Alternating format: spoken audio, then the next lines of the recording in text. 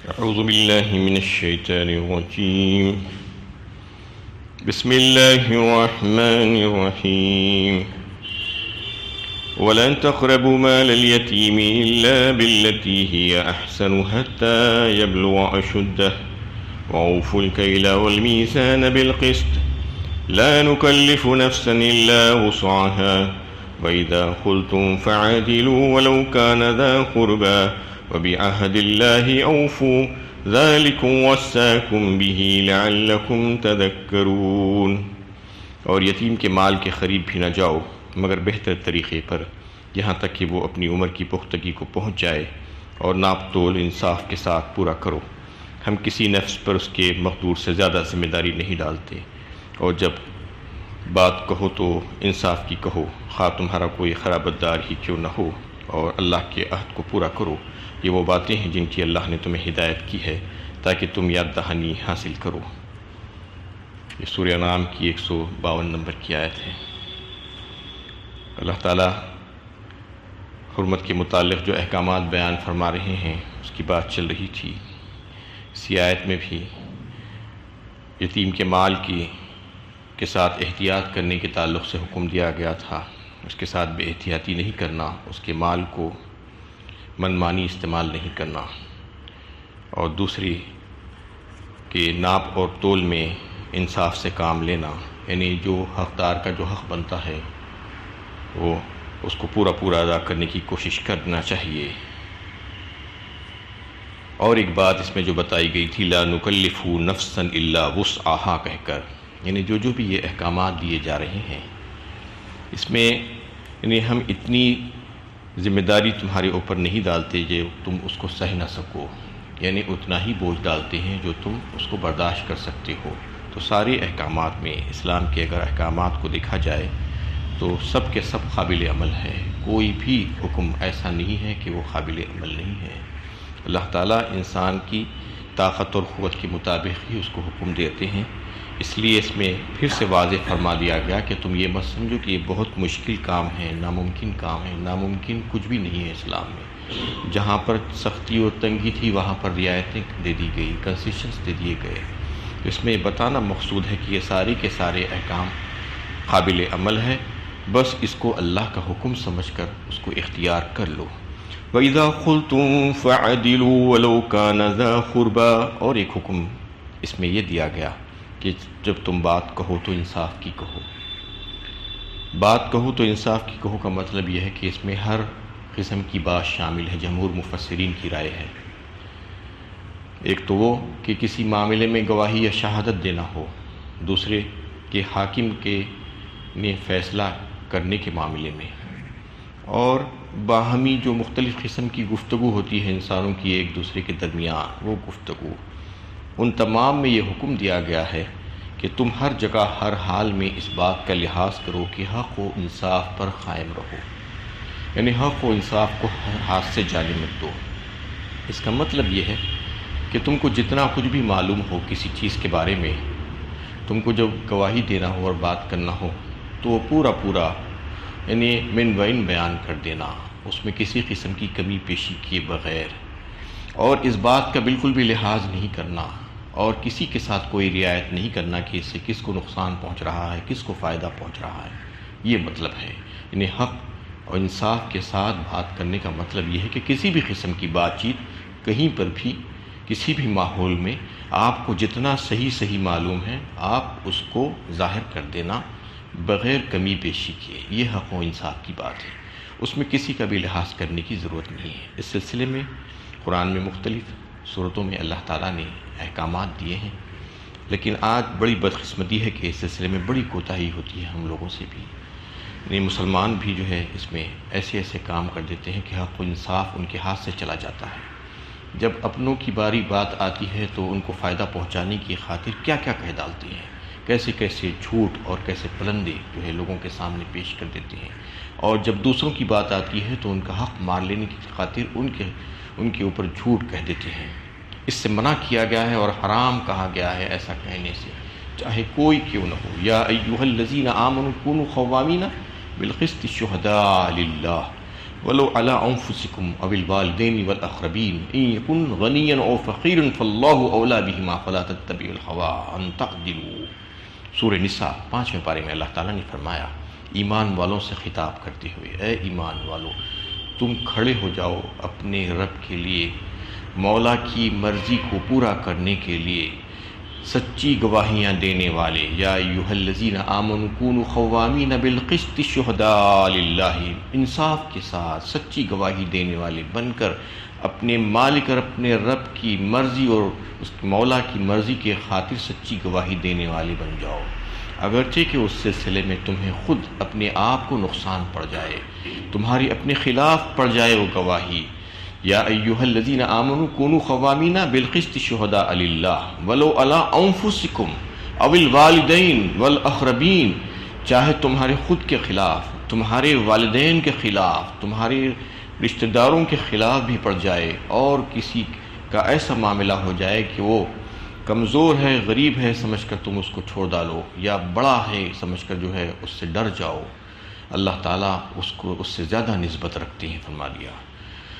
تو اس سلسلے میں جو ہے سچی گواہی دینے کا حکم دیا گیا ہے براہ راست، اور سورہ مائدہ 6 پارے میں بھی جو ہے اس کو تھوڑے سے الفاظ کی بدلاؤ کے ساتھ یہ فرمایا گیا وَلَا يَجْرِمَنَّكُمْ شَنَآنُ قَوْمٍ عَلَىٰ أَلَّا تَعْدِلُوا، یعنی تمہیں کسی قوم کی دشمنی اور عداوت اس بات پر آمدہ نہ کرے کہ تم اس کے خلاف گواہی دینے والے بن جاؤ، غلط بات کہنے، ناانصافی کی بات کہنے والے بن جاؤ۔ ایسا بہت عام طور پر ہوتا ہے کہ کسی سے دشمنی اور عداوت ہے، کسی سے لڑائی جھگڑا ہے، تو اس کی اچھی اور سچی بات کو بھی ظاہر نہیں کیا جاتا، اس کے خلاف الزامات لگا دیے جاتے ہیں، جھوٹے الزامات، غلط بات اس کے تعلق سے کہہ دی جاتی ہے۔ یہاں پر منع کیا گیا ہے ایسا کام کرنے سے، چاہے وہ دشمنی تمہاری ہوگی وہ الگ بات ہے، لیکن جب گواہی دینے کا معاملہ آ جائے اور جب اس کے تعلق سے کوئی بات تم کو کرنا ہو تو سچی بات کہنا، وہ دشمنی اس کے بیچ میں آڑے نہیں آنی چاہیے، اس بات کا لحاظ رکھنا چاہیے۔ اور اس میں جو ہے یہ بات واضح فرما دی وَإِذَا قُلْتُمْ فَعْدِلُوا وَلَوْ كَانَ ذَا قُرْبَىٰ، یعنی تم جس معاملے میں، جس شخص کی جو ہے معاملے میں فیصلہ کرنے جا رہے ہو اور اس کی شہادت یا گواہی دینے جا رہے ہو، چاہے وہ تمہارا قریب ترین رشتہ دار ہی کیوں نہ ہو، لیکن تم حق و انصاف کو ہاتھ سے نہیں چھوڑنا، وَلَوْ كَانَ ذَا قُرْبَىٰ میں یہ بات بتائی فرمائی۔ اور اس آیت میں، اس آیت کے حصے میں اس بات کی طرف متوجہ کیا گیا اور حکم دیا گیا ہے کہ جھوٹی گواہیاں دینے سے اپنے آپ کو بچاؤ اور غلط خلاف حق فیصلہ نہ کرتے پھرو۔ یہ چیزیں جو ہے یہ حکم دیا گیا ہے اس میں۔ اور سورہ حج میں اللہ کے نبی صلی اللہ علیہ وسلم نے جو ہے وہ آیت پڑھتے ہوئے استدلال کرتے ہوئے یہ فرمایا کہ جھوٹی گواہی دینا شرک کے برابر ہے۔ ابن ماجہ اور ابو داؤد میں یہ حدیث نقل کی ہے، اور آپ صلی اللہ علیہ وسلم نے 3 بار فرمایا جھوٹی گواہی دینا شرک کے برابر ہے، جھوٹی گواہی دینا شرک کے برابر ہے۔ فَاجْتَنِبُوا الرِّجْسَ مِنَ الْأَوْثَانِ وَاجْتَنِبُوا قَوْلَ الزُّورِ حُنَفَاءَ لِلَّهِ، 3 باتوں کا تذکرہ کیا کہ بچو اپنے آپ کو بچاؤ بتوں کی پرستش کی گندگی سے اور جھوٹی بات کہنے سے، اور جو ہے اللہ تعالیٰ کے ساتھ کسی کو شریک مت کرو، اس کی طرف اپنا رخ پھیر لو۔ یہ 3 باتوں میں بیچ کی بات جو بتائی گئی ہے جھوٹی بات، جھوٹی بات سے مراد یہاں پر جھوٹی گواہیاں، جھوٹی گواہیوں کو شرک کے ساتھ رکھ کر اللہ تعالیٰ نے بتایا، اور اسی کو جو ہے ایک حدیث میں آپ صلی اللہ علیہ وسلم نے فرمایا کہ یہ شرک کے برابر ہے، بتوں کی گندگی کے برابر ہے، بتوں کی پرستش اور عبادت کے برابر ہے۔ تو ایسے جو ہے جھوٹی گواہیاں تو آج بڑی آسانی سے دے دی جاتی ہیں، آج گواہ خریدے اور بیچے جاتے ہیں اور جا کر عدالتوں میں کھڑے ہو کر گواہیاں دیتی ہیں، جھوٹی گواہیاں۔ ان کو اس بات کا لحاظ کرنا چاہیے کہ اللہ تعالیٰ نے اس بات سے روکا ہے اور منع کیا ہے اور حرام قرار دیا ہے ان تمام کاموں کو، کہ جو بات سچی ہے، جو بات تم کو معلوم ہے بس اتنا ہی کہہ دینا، اور اس میں کسی قسم کا کوئی رد و بدل نہیں کرنا، اور بالکل من و ان کہہ دینا، کمی بیشی کے بغیر کہہ دینا۔ یہاں پر اس آیت میں جو ہے مطالبہ کیا گیا ہے وَبِعَهْدِ اللَّهِ أَوْفُوا، اور آخری حکم اس سلسلے کا یہ دیا گیا ہے کہ جب اللہ تعالیٰ سے جو عہد کیا ہوا ہے اس کو پورا کرو۔ اللہ تعالیٰ سے کون سا عہد کیا ہوا ہے؟ اس کے متعلق علماء کا یہ خیال ہے کہ ایک عہد تو وہ ہے جو اللہ تعالیٰ نے یعنی عالم ارواح میں عہد لیا تھا۔ حضرت آدم علیہ السلام کی قیامت تک پیدا ہونے والی ساری ضروریت کو، اربوں کھربوں انسانوں کی ارواح کو جمع کیا ایک میدان میں، اور وہاں پر ان سے سوال کیا گیا الستو بربکم کہہ کر، کیا میں تمہارا پروردگار نہیں ہوں؟ سب نے جواب دیا قالوا بلا، کیوں نہیں یا اللہ، آپ ہی ہمارے رب اور ہمارے پروردگار ہے۔ یہ عہد لینے کا مطلب یہ تھا کہ پیدا ہونے سے پہلے ساری ارواح سے یہ عہد لے لیا گیا تھا